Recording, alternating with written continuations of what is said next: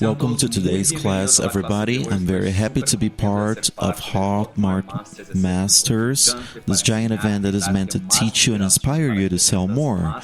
So be very welcome. Hopefully, you will learn something new in today's class. I'm very happy to be here teaching you a little of what I know, right?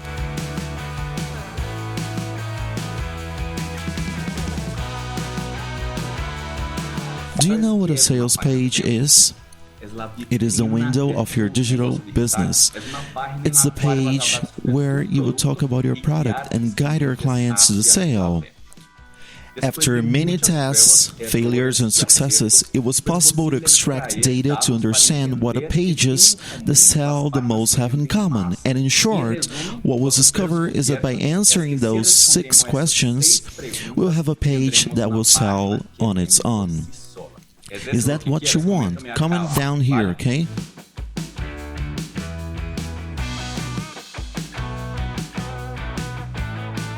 Point number 1. Why? Well, before anything else, why should you apply what I'm going to teach you? The thing I hear the most from producers is that they share these 3 problems, and it's like, I have a lot of people, I have a lot of access on my sales page, but I don't have any sales. Or just a few users who are at the sales page and will go to my checkout. Or I have a low retention ratio. People spend like 1 minute in my sales page and don't take any action. And that is very normal. That happens a lot here. And today I'm gonna help you avoid these 3 main problems. The statistics remain firm about this. Just 2 people on average out of 10 will buy from your sales page. But now I ask you, why does the other 80% are not converted?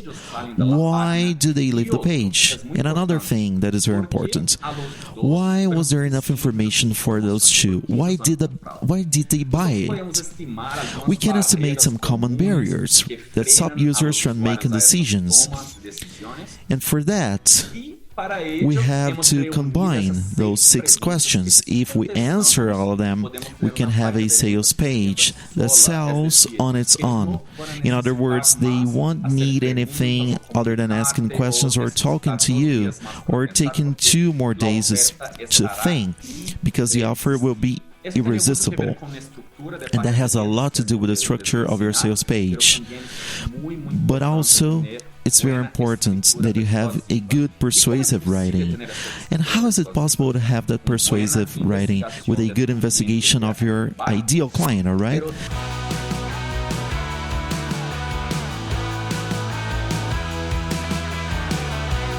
So the first question is, what is your product and what it can offer to me?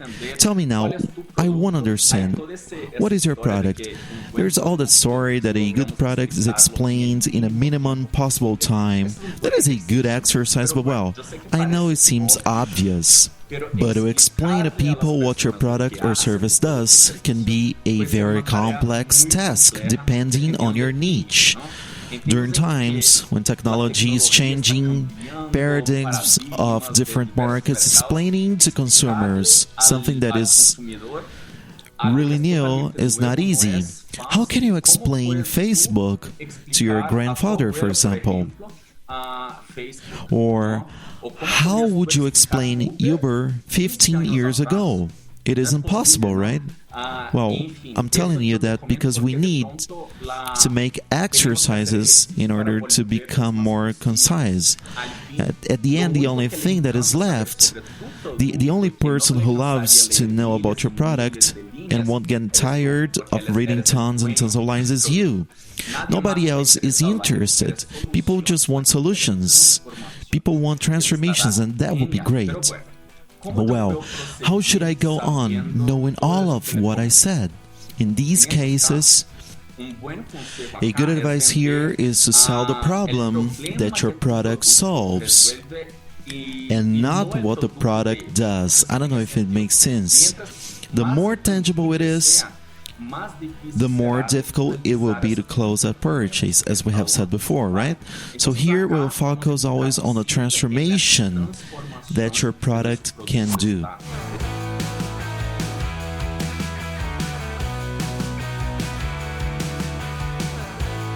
Is your product trustworthy? Surely that has already happened to you. Entering something, checking a product, a jacket, a pair of pants, anything, but you think twice like, I don't know, that source seems weird. I don't know if it is trustworthy, maybe it's a scam. So we don't want to give that opportunity to our leads. We don't want to create that. On the contrary, we wish to answer all the questions. So, okay, if your brand is extremely popular among consumers, that question is already answered in an implicit way. But if you don't have too much authority or are just starting your community, a good manner to transmit that trust is by exposing what some people think about your product. You have already heard about social tests, testimonials, the opinions of other people about a product or service. It's what we do, isn't it? If we want to buy a cell phone, what we probably do is to understand people's reviews on it. If it is a good business or not, right? Another good strategy to create the trust in our consumers is offer a guarantee of return, refund, or a free trial, 7 days free for consumers to consume my product. And that creates a lot of trust, right? Because if a person is so confident that their product has a good transformation to offer, they can offer me refund because they know that I will have that transformation, so it won't be a problem, right? If someone offers you a total refund, this creates more trust. Like, okay, if it's not a risk, I can invest, and if something happens, I can have the money back, right? And obviously, to have a good sales page, a good structure, a well-written, a current text, it is crucial to give the image of a trustworthy company. Remember that it's in less than a second that the visual trust is generated or not. So pay a lot of attention. Another very important advice, spelling errors. That is very common, mostly because we write all the time. We are often writing emails, sales pages, ads, etc. And it's common that we make some mistakes. But it's very important to add up to your calendar a proofreading process. No one would trust you when they realize that a mistake has been made. People will start thinking, I shouldn't trust too much. If there's a mistake, maybe they're not that serious, okay?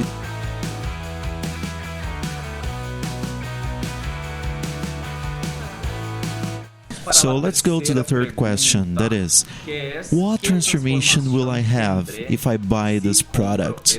Let's see, do you remember the emotional utility that I told you before? What you need to focus on here is, you don't sell an English course, for example. What you sell is an opportunity to grow professionally, or an exchange with less cultural impact, or a wage increase. We always sell that expectation. We always sell the transformation instead of the product. As I told you before, I don't sell you a financial course. I sell you the financial freedom, for example, okay?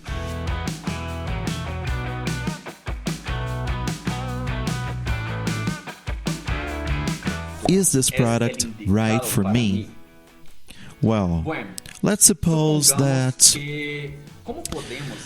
How could we answer the question if we were talking about the offline world? I mean, let's suppose we're not on the internet, we don't have a course, we don't have the product yet.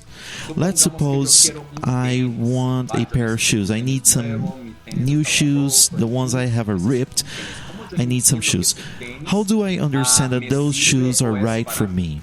Very simple. I can go to the physical store, I can try it on my feet, see if it's my size or not. But how can I answer? How can I make clear that my product is for you or not on the internet, okay? So I'll give you another example before we go on.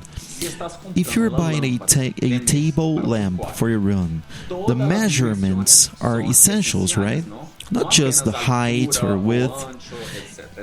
It is also good to inform the weight, so the client will know now if the table can support it, the dimensions of the base. All of that is relevant, and all of that can take you to a refund. So we have to go ahead of that and answer that question. That product, that service is the right one for you. And so you have to give details to your potential client on what you're offering them. How many classes do you have? How many hours does that last? What topics are you talking about? What topics are you not addressing? Who this course is directed to? Those are things we can answer to help avoid people getting frustrated or ask for refunds, so they can understand whether the course is for them or not. So, well, describe the buyer persona who will benefit from the solution that you are selling. On an online cooking course, you have to make it clear that it is directed to people without a previous knowledge on cooking. So it is a course about specialization that makes all the difference, and it will avoid having a high refund rate.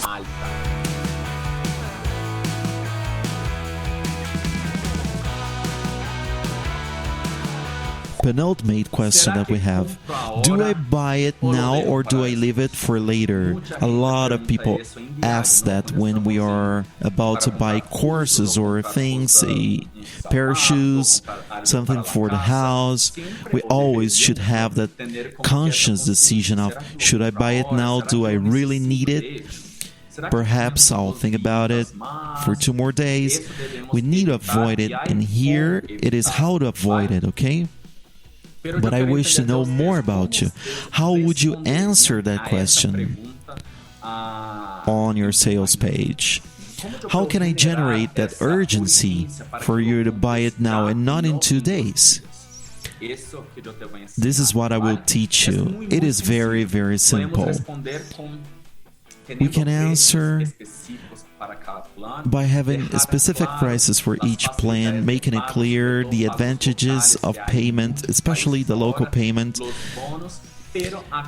But here I will focus on 2, okay?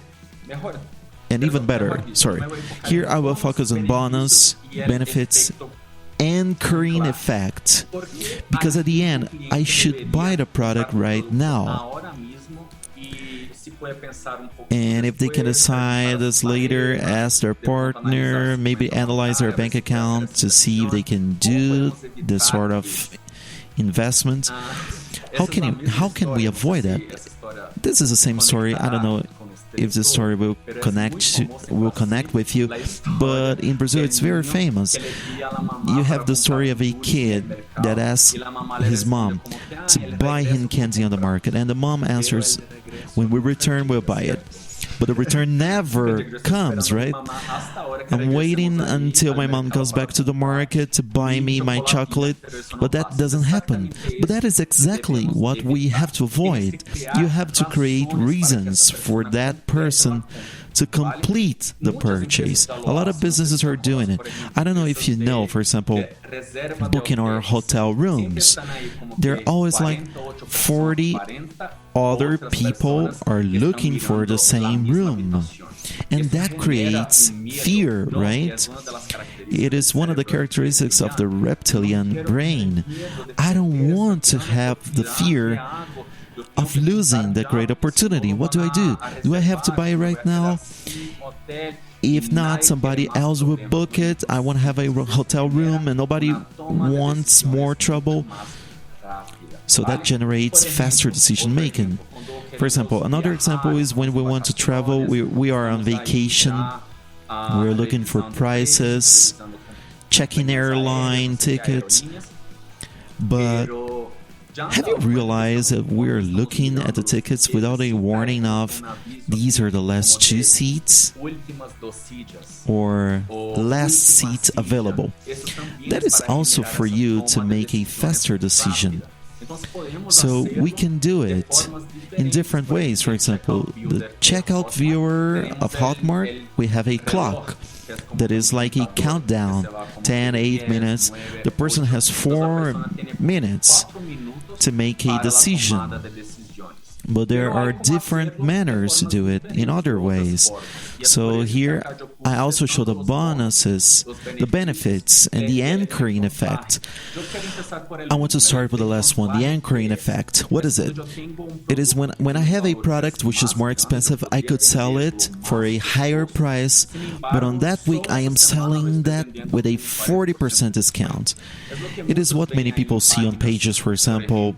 It used to be $500 and it's crossed in red, and this week it will cost $200. So that is the anchoring effect. It makes your lead think, wow, there is a super discount, and if I don't buy it, I'm losing that opportunity. It's the same thinking that they will have concerning bonuses and benefits.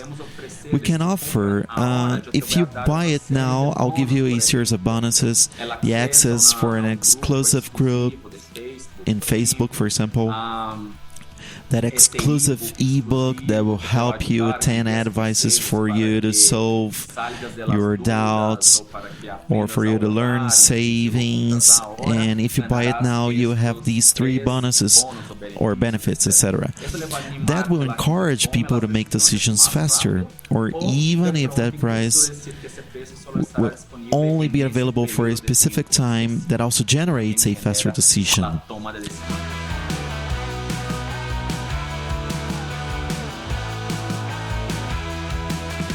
Are there any other doubts that I have to answer?